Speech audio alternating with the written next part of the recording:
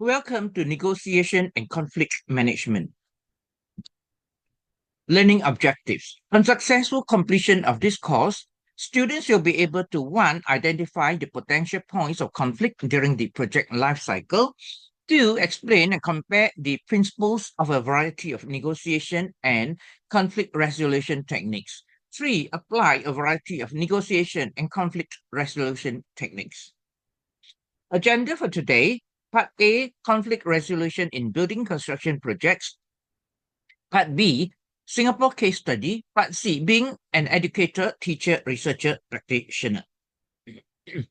Part A, conflict resolution in building construction projects. Let us start off with looking at nature of building construction project. Building construction projects require input from various people sources. Take a look at the image on the right-hand side.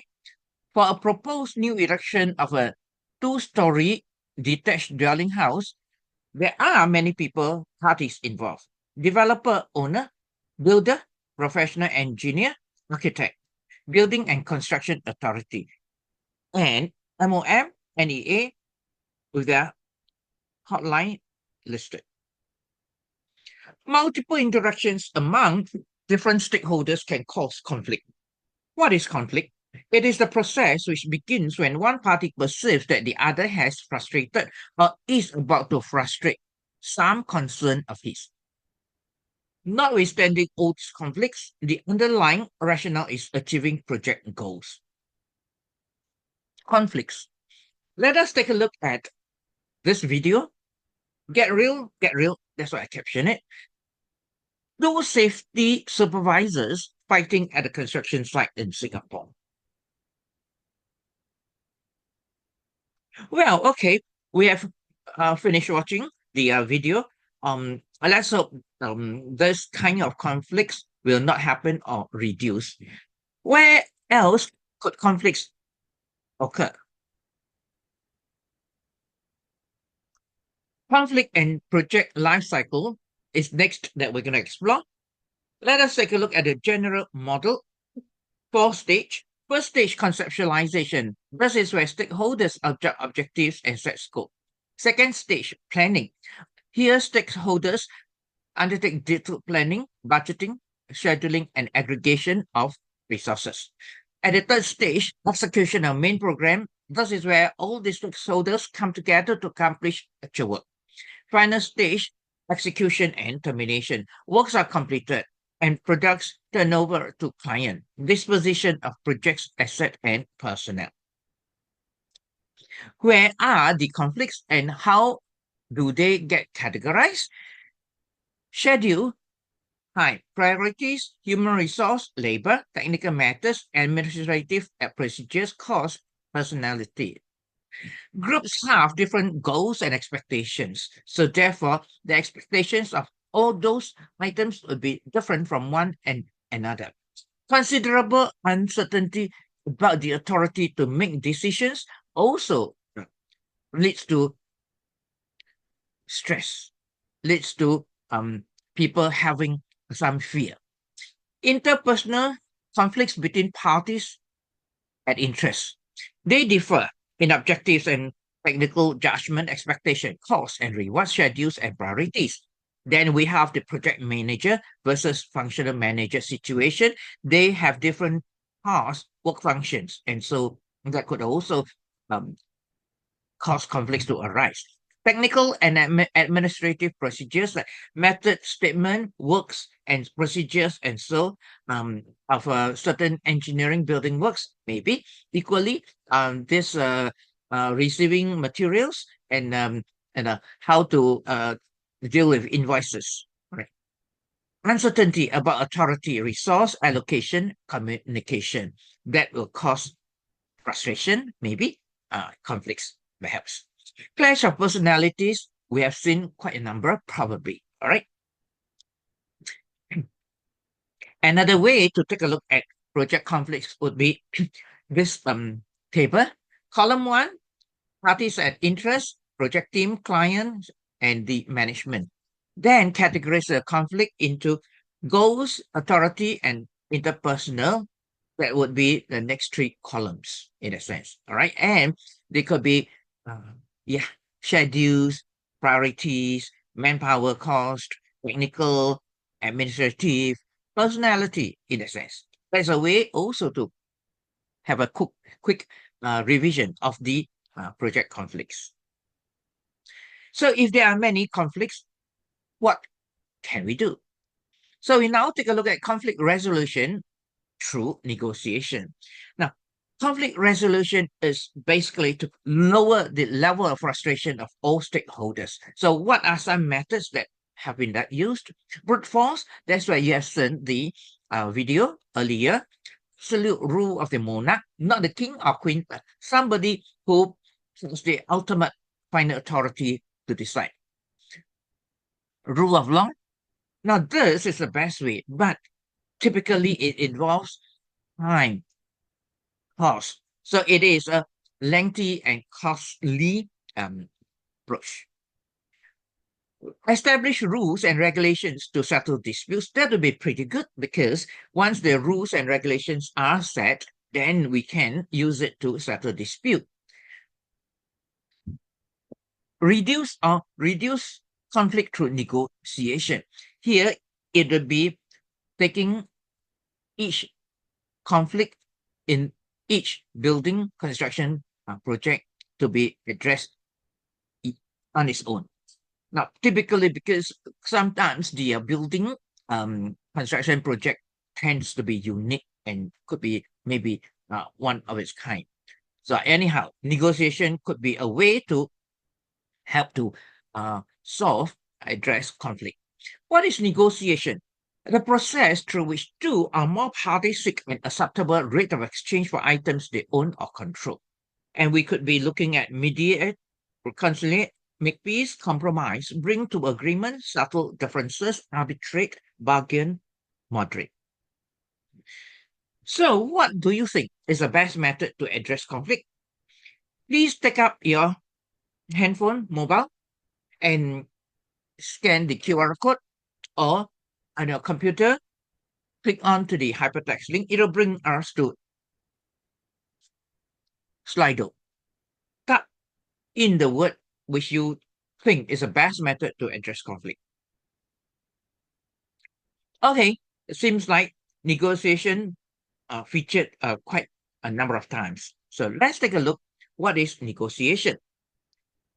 Now, when we take a look at nature of negotiation, we tend to want to take a look at the project itself, building construction project.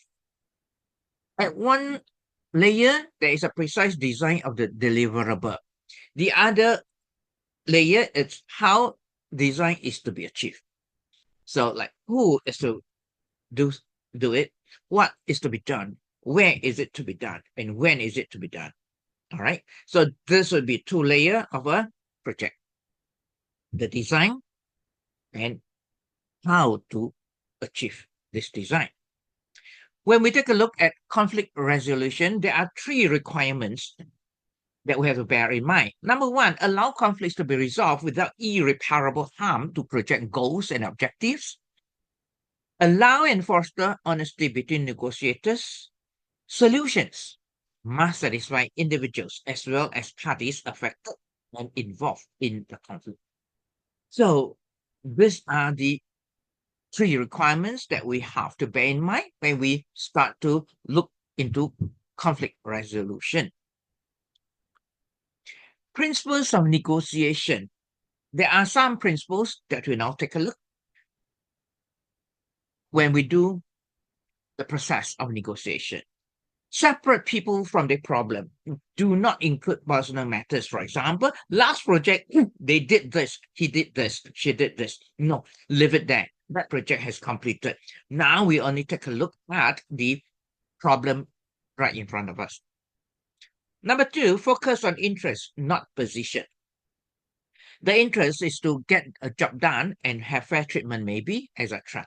So do not take a look and say, oh, because this is the contractor. Oh, this is the project manager. Oh, this is the resident engineer. No, whatever position they are in, doesn't quite matter. The main point of negotiation is to focus on interest. Number 3, prior to reaching agreement, invent options for mutual gain. This is where we have to come up with some creative options. And creative options would, in a way, involve cost. And depending on it, sometimes we'll walk the middle ground and maybe half each, one third each also. Number 4, use objective criteria. Here we are looking into finding out industry standards and guidelines, legal precedents, company policies. And this could be coming from law reports, maybe. It could also come from maybe the building construction industry, the civil engineering construction industry, civil engineering construction industry. Where do we get where are the objective criteria for use? Okay, fine. So much about conflict, right? So much about negotiation. Let's take a look. We are now going to have a Kahoot quiz, and I will click on the hypertext link, and the Kahoot quiz appear. Please, as earlier, take out your mobile and scan the QR code. Give yourself a name and join as participant. Once everybody is in, I will start the Kahoot quiz. Okay, fine. So now we know number 1, number 2, and number 3. All right. No worries. The rest are not listed. Next week, maybe we'll take some time to look through everybody's answers in the quiz, and we'll reflect and learn and progress further. Part B, Singapore case study. You would have the handout with you, but let's briefly run through some of these salient points. This is a neighborhood community center extension. Project is the extension of a 2-story neighborhood community center. Contract sum, Singapore dollars 4.5 million. Duration, 14 months. Procurement is through the traditional design build bid build model. Traditional design bid build model. Who are the key stakeholders? The client is People's Association as the project owner. The objective is to deliver on time within fixed budget. Architect is the lead consultant, and the objective is to maintain design intent and compliance. Structural engineer, right, is in charge of technical design, and objective is to look at safety and buildability. Main contractor, taking care of construction, and the primary objective would be profit and cash flow. Subcontractor, M&E, specialist works, would like to have timely payment. Residents are the end users. They would like to have minimal disruption. Building and Construction Authority, being the regulator, they will be looking into code compliance. Where did the conflicts appear? Started off with discovery of an unexpected ground condition. So soil conditions differ from geotechnical report. Additional piling is required. 4-week delay is anticipated. And of course, this would incur additional cost. So what was the progress of the surfacing of the conflict? Stage 1, the contractor submits variation order, request cost plus extension of time. Stage 2, the architect rejects full claim, argues that contractor should have allowed contingency. Also question interpretation of soil report. Stage 3, client refuses additional budget. Project was politically promised within budget, and they suggest cost saving elsewhere. Stage 4, contractor slows work. Cash flow pressure, subcontractor threatens to suspend work. Stage 5, contractor slows work. And here there would be also noise pollution, and also public pressure increases. What are the conflict types? What are the underlying causes? Conflict type, contractual. The issue would be who bears unforeseen ground risk. Financial, who pays additional piling costs. Time, is contractor entitled to extension of time? Interpersonal, of course, tensions arose in site meetings. Ethical, pressure to cut quality to save cost. What are the underlying structural causes? Ambiguous soil report wording, risk allocation clause unclear, fixed budget political pressure, thin contractor margins, weak early stakeholder communication. So after understanding this case study, now we move on to classroom activity and deliverables. Students are to be divided into 6 groups: client, architect, main contractor, subcontractor, building and construction authority representative, residence representative. What are the tasks you have to undertake? Among yourselves, negotiate a resolution within 45 minutes and produce 1, a cost-sharing proposal, 2, a revised timeline, 3, communicative plan. Well, you can do all your discussions and your writing here and there, but let me take a look. This is the Google slide that I have prepared. Classroom activity and task. So each of the 6 positions you have the page devoted to. All right. You can record it down here. If there's not enough space, you can add on pages. Okay, good. You have come together and reached a conclusion.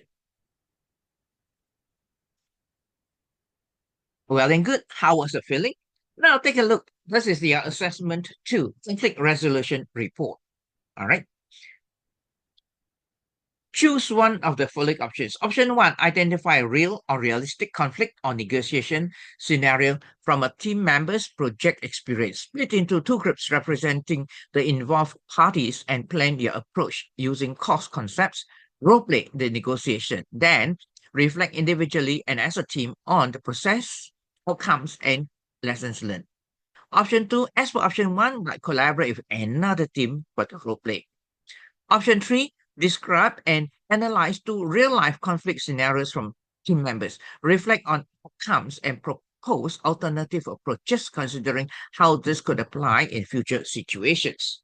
So we have already under the classroom activity. That's how, right, different role assign, role play, and negotiate and discuss and come to a conclusion, agreement. So you can now be able to proceed with your assessment. All right.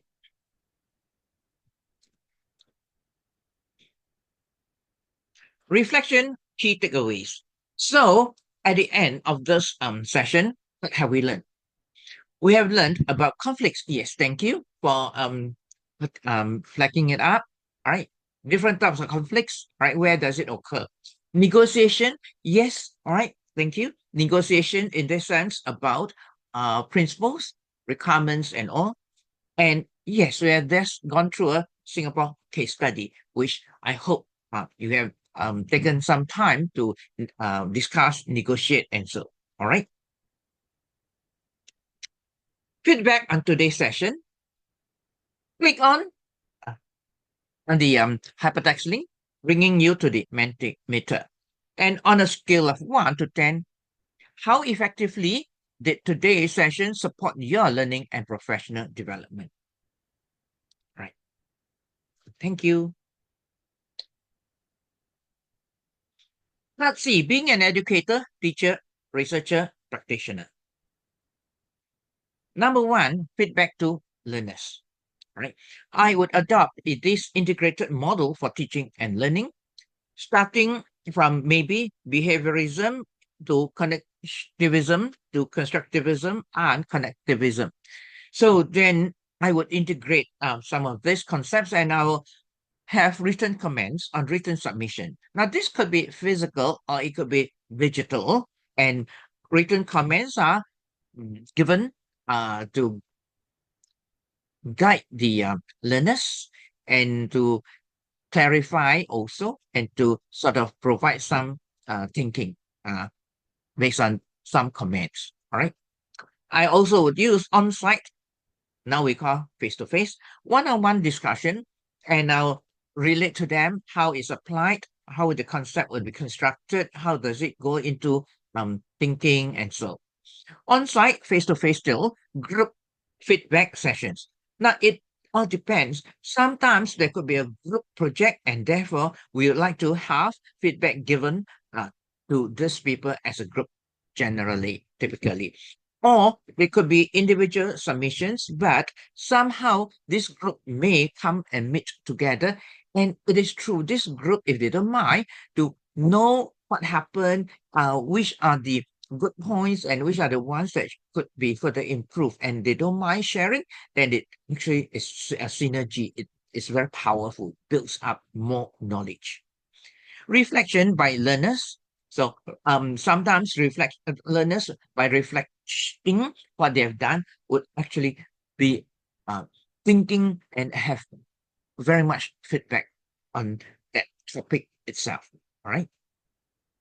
Assessment methods.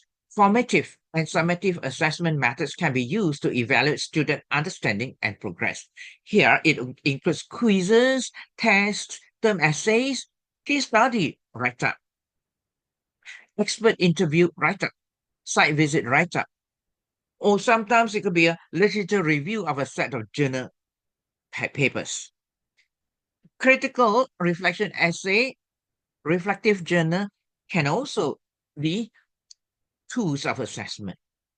And examinations, this has since long until now been used. On my own, I think conversations are also useful to track and monitor understanding and progress of learners. So it could be 5 minutes, 3 minutes before the class begins, 5 minutes, 3 minutes after the end of the class, or it could be if there's a short little break in between. Sometimes conversations are useful and you get to know how the students, learners are learning and what sort of kind of challenges, maybe may I say, that they face and how to then respond to it. Next is professional development. Professional development activities in both the education and the built environment are what I would get involved with. Attend webinars, conferences, forums, seminars, workshops, short courses conducted by professional bodies and regulatory authorities. Visit Google Scholar, ResearchGate, Academia for journal articles. Visit websites of universities, both local and overseas, professional bodies and regulatory authorities for the latest research and industry update in the respective disciplines. I also look into professional groups in social media platforms like LinkedIn, Facebook, and sometimes I may be able to pick up some things that is useful for thinking and for my thought process. Adopt reflective practice and action research. As an educator and teacher, I adopt reflective practice and then I also use it for like the next round, and that's what I would do as an action research, doing research and for action. And so with this, thank you very much. Thank you.